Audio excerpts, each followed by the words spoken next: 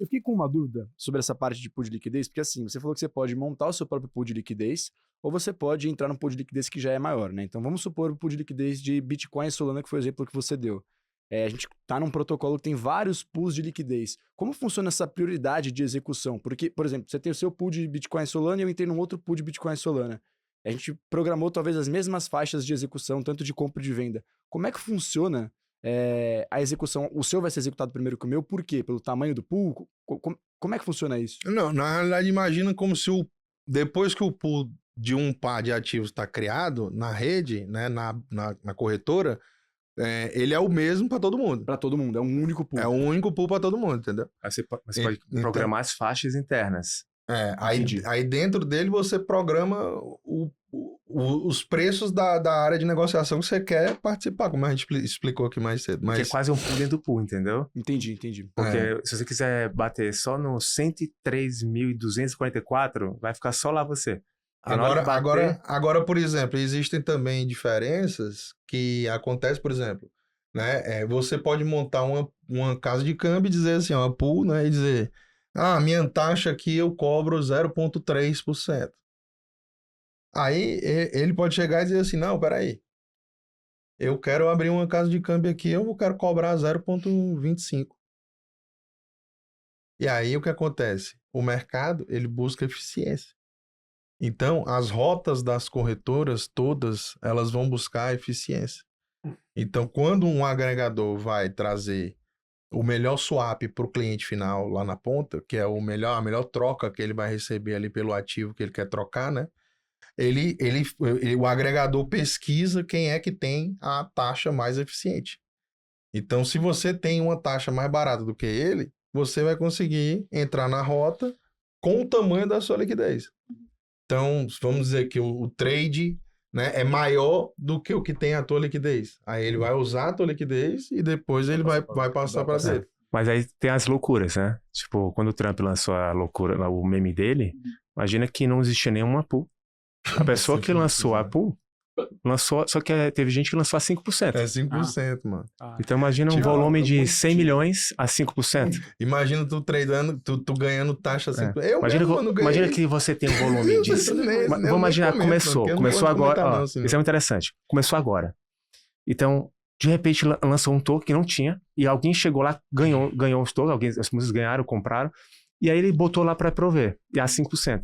Só que a 5% que ele botou, exige um volume mundo de 100 milhões e existia um dinheiro lá realmente para rodar a pool de 1 milhão.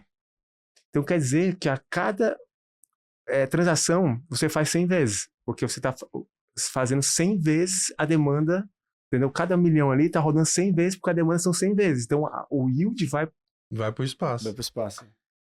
Por isso que eu tô falando, aquele negócio que eu falei mais cedo pra vocês, ficou um pouco técnico, né? Mas a questão do quando você busca as áreas das pools que não tem liquidez, é lá que tá o ouro.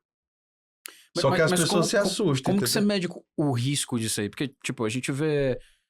tinha as Popsicle da vida lá em 2021, como é que era o nome? Eram as aplicações lá do Daniel Sexta, que tinham uma PR, assim, absurdo, mas que aquilo não é sustentável 100% do tempo. Então é uma oportunidade que ela some. Responda rápido, cara. Você acredita que o token do meme do Trump vai durar 5 horas? Acho que sim. Então faz 4.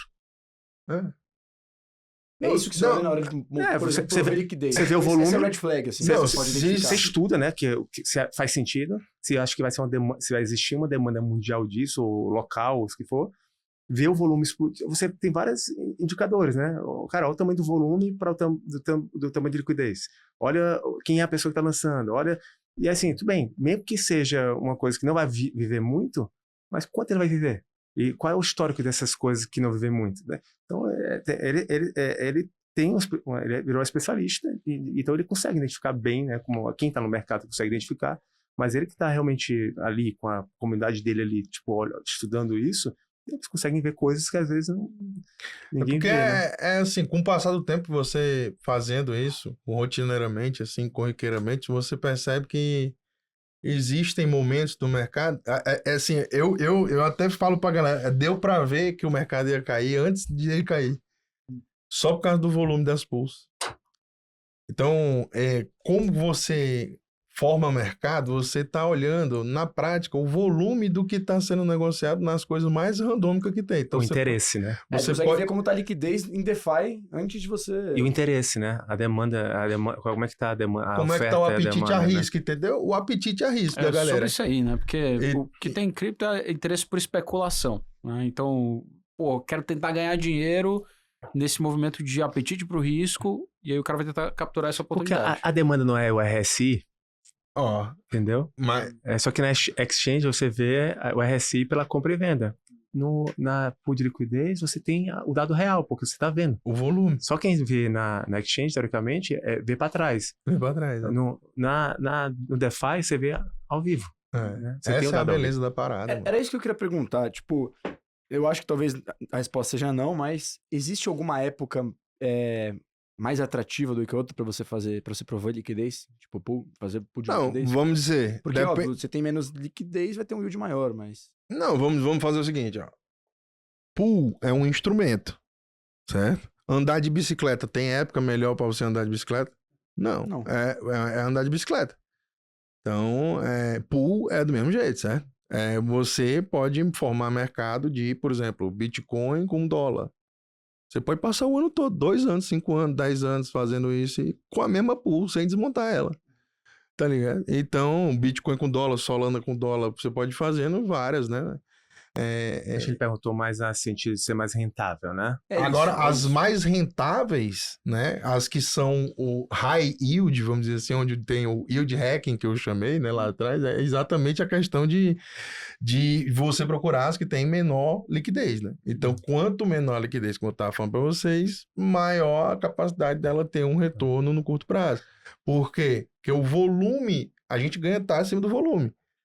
Então, se tem muito volume e a moeda é nova, especialmente, por exemplo, tem muita meme coin aí que a gente fez, ganhei muito dinheiro fazendo pool de meme coin.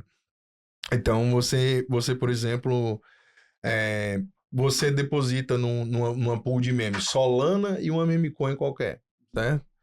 Essa pool, ela é uma pool extremamente arriscada, porque a Solana você sabe que ela vai sobreviver. Já meme. Agora meme, você não sabe quanto tempo ela vai ficar ali, né?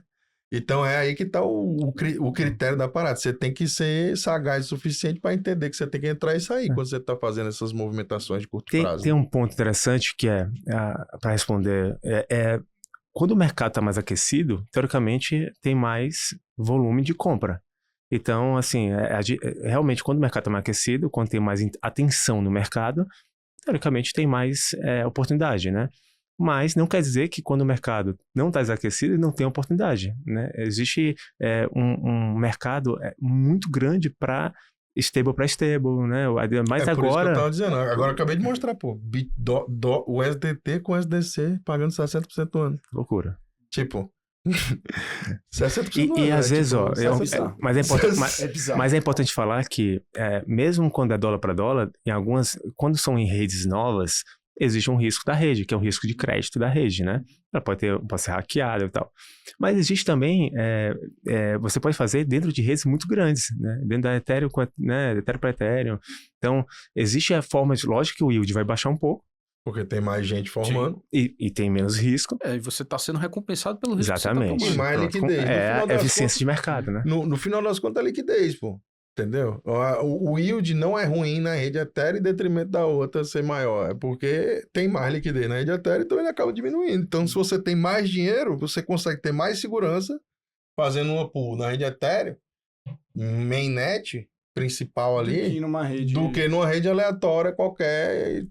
Vamos dizer, se você é um institucional, você vai fazer uma pool, né, de, sei lá, 10 milhões de dólares. Você não vai pegar esses 10 milhões de dólares e vai tacar numa pool lá na Solana, ali, numa corretorinha qualquer ali, tá entendendo? Sim. Porque você vai ser o maiorzão de todos. Então, assim, não é interessante nem você ser o maior da pool e nem o menor, entendeu? É bom você estar ali. Pegar a pool no começo e... Não, acho que não é nem que no começo, não existe isso. É mais você participar dos ativos que você gosta, né? Montar pool é só dos ativos que você gosta e quer ter na sua carteira e quer acumular mais.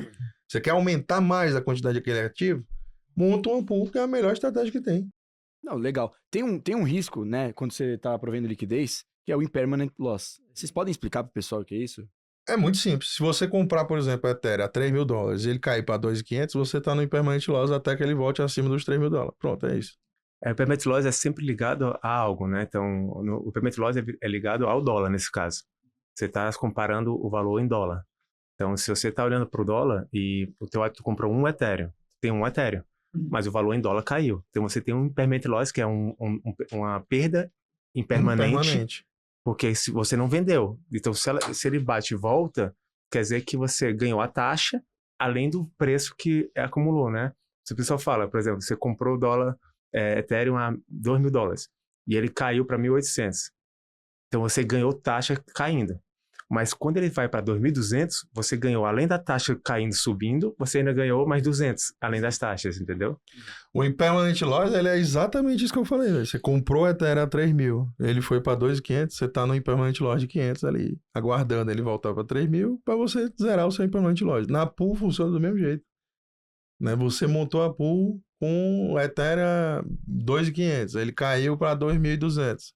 Você tá no impermanent loss até que ele volte.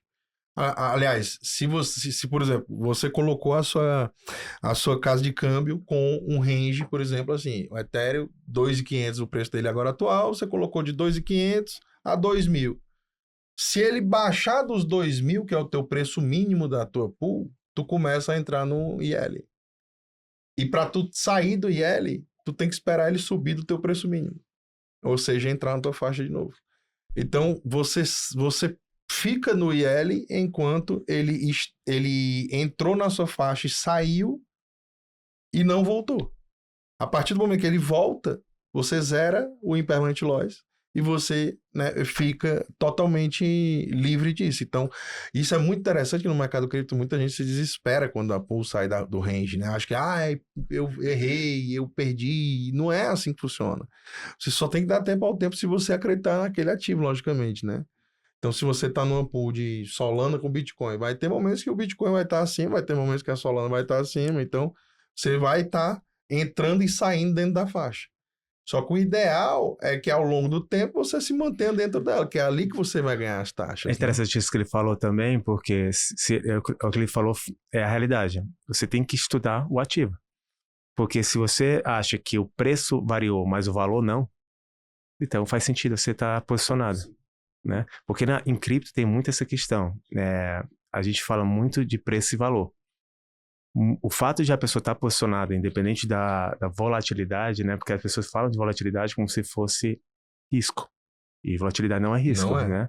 Volatilidade enfim, dá pra gente debater horas sobre isso, mas volatilidade é um comportamento de medo e ganância. Risco é quando os valores daquele ativo se perderam. Né? Então o valor se mantém, ele continua tendo aquele valor, né? Alguma coisa acontece em ações. A empresa às vezes está super bem e ela perde 20% para um mau humor de mercado, para outros variantes que não tem nada a ver com ela. O valor da empresa está lá, né? Eu acho que isso é uma coisa que em cripto a gente tenta muito bater isso, né? Para as pessoas entenderem que mas o mercado caiu, tudo bem, mas o valor tá lá, né? O valor de longo prazo, né? O estudo de longo prazo, a visão. Que é por isso que o BlackRock fala que se você comprar Bitcoin com uma janela de 3,3 anos, você sempre ganha. Até hoje, matematicamente, sempre pode mudar, pode, mas a história até hoje é que é positivo. Então, isso é uma tese que eu achei super engraçado, porque ele está indo nos institucionais, nos bancos do mundo todo, vendendo essa tese, mostrando. É super interessante você ver a maior gestora do mundo mostrando matematicamente que é um ativo seguro, que é independente da volatilidade, porque tem valor.